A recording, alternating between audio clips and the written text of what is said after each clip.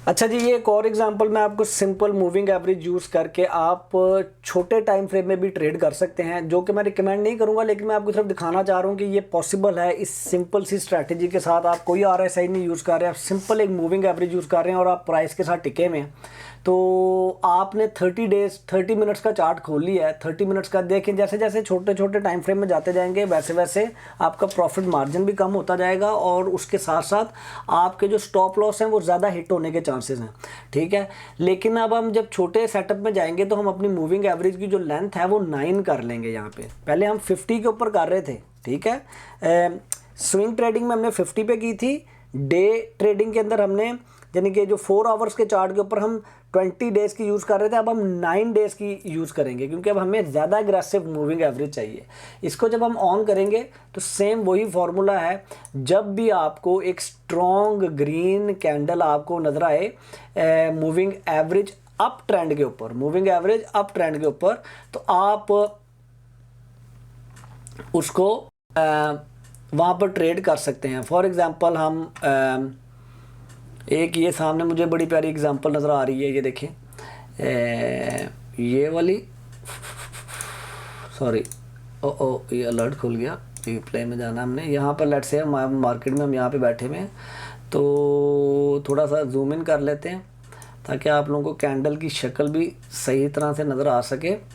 अब ये देखें, ये डाउन ट्रेंड में चल रही है, ग्रीन कैंडल उसके ऊपर बनी है, लेकिन we don't want to enter in down trend. मैंने आपको कहा है, हमें नहीं पता कि यहाँ से प्राइस अभी और नीचे जानी है कि नहीं। तो हम क्या करेंगे, हम देखेंगे कि हम वेट करेंगे कंफर्मेशन का। हम देखते हैं जी आगे क्या होता है। एक ग्रीन कैंडल बनती है, अभी भी अप ट्रेंड नहीं शुरू हुआ, I will not enter in this. हालांकि अगर मुझे कैंडल्स पढ़नी आती हो तो ये देखें, बड़ी स्ट्रॉन्ग ग्रीन कैंडल्स की रैली आ रही है ऊपर, तो it's a very bullish sign.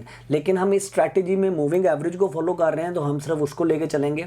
हम आगे चलते हैं, तो अब हमारे पास एक बड़ी स्ट्रॉन्ग कंफर्मेशन आई है, एक स्ट्रॉन्ग ग्रीन कैंडल के बाद एक कैंडल बनी है, मैं एंटर हो सकता हूँ, लेकिन अभी भी मेरी मूविंग एवरेज जो सी अप ट्रेंड में नहीं आई। मैं आगे करता हूँ तो अब मेरी मूविंग एवरेज कर्व होना शुरू हो गई। अब मैं यहाँ पर एंटर हो सकता हूँ। मैं एक और कंफर्मेशन भी अगर चाहता हूँ तो ये देखें कि मेरी मूविंग एवरेज अब अप ट्रेंड में। लेकिन क्या प्रॉब्लम क्या आई है कि अब मेरी मूविंग एवरेज से मेरी प्राइस बहुत दूर जा चुकी हुई। ये वाला जो बीच का प्रॉफिट था ये मैंने मिस कर दिया, ये वाला। क्यों? ये वाला ये प्रॉफिट, अब मैं अगर यहाँ पे खरीदता हूँ तो यहाँ पे भी मैं खरीद सकता था। मूविंग एवरेज के ऊपर बिल्कुल एक ग्रीन कैंडल बनी थी। अब ये आपने वक्त के साथ इसको देखना है कैसे, क्योंकि आप देखें पीछे से कैसी रैली चली आ रही है ग्रीन कैंडल्स की। और आपको अगर कैंडल्स वाली वीडियोस जाके 10-10 दफ़ा देखें, ये सारी चीज़ें आपको बगैर मूविंग एवरेज के पढ़नी आ जाएंगी, बिलीव मी। अच्छा, अब हम देखते हैं जी, हम लेट से यहाँ पर एंटर होते हैं और आगे अब हम ये मूविंग एवरेज यूज़ कर रहे हैं 9 डेज़ की 30 मिनट्स के चार्ट के ऊपर। देखें ये क्या हुआ, यहाँ पर आप एंटर हुए, लेट से आपने यहाँ पर एंट्री कर ली, ये आपने एंट्री की है, ये आपका स्टॉप लॉस है। ठीक है जी, ये पिछली कैंडल का लोअर या उसी कैंडल का लोअर, इस केस में हम पिछली कैंडल का लोअर रखते हैं क्योंकि बड़ा छोटा सा डिफरेंट है, 2 सेंट्स का डिफरेंट है। स्टॉप लॉस मैंने आपको बताया कि आप थोड़ा सा ना बफर रख लेते हैं जब आप छोटे टाइम फ्रेम में ट्रेड कर रहे होते हैं।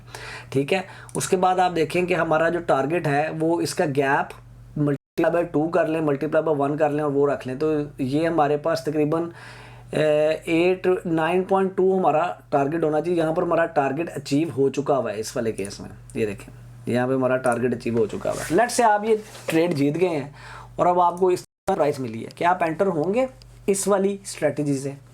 बताइए, नहीं, क्योंकि प्राइस मूविंग एवरेज से बहुत दूर जा चुकी है, हमने एंटर नहीं होना। ठीक है, अब देखें प्राइस अब आहिस्ता आहिस्ता मूविंग एवरेज के करीब आ रही है, ये एक एंट्री बन सकती थी। अप ट्रेंड में ग्रीन कैंडल बड़ी स्ट्रांग बनी है, दोबारा से आप एंटर हो सकते थे। ठीक है जी, अब होंगे एंटर, प्राइस नहीं बहुत दूर जा चुकी है मूविंग एवरेज से, हालांकि रैली है। हम यहाँ पर एंटर हो जाए, यहाँ पर ये देखें, यहाँ पर एंटर हो जाए या इसी एंट्री को मेंटेन रखें, लेकिन अपना फिर स्टॉप लॉस ऊपर लेके जाते रहें आहिस्ता आहिस्ता। ठीक है, और यहाँ पर एंटर होना चाहिए, नहीं, लॉन्ग रन में देखें, ये देखें अब हुआ क्या है। बेसिकली आपने सपोर्ट एंड रेजिस्टेंस की लाइन साथ साथ लगाई हुई है, उस वाली प्रैक्टिस को भी फॉलो कर रहे हैं। तो ये देखिए बड़ी स्ट्रॉन्ग सपोर्ट थी, 1 2 3 4 दफ़ा यहाँ पे प्राइस हिट होती है। इसको जब ब्रेक किया है तो कैसे रैली लगी ऊपर। अभी अगली सपोर्ट लाइन, अगली रेजिस्टेंस क्या है? अगली रेजिस्टेंस ये है, इसको अगर ब्रेक किया तो फिर इससे भी ऊपर जाएगी।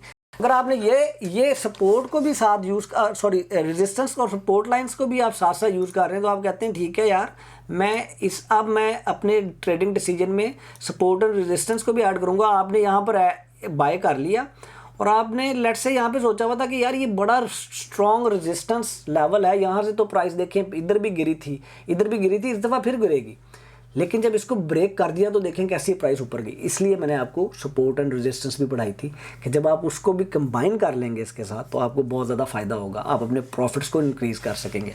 होपफुली आपको एग्जांपल ने क्लियर किया हो कॉन्सेप्ट्स को। अगली स्ट्रैटेजी पे चलते हैं।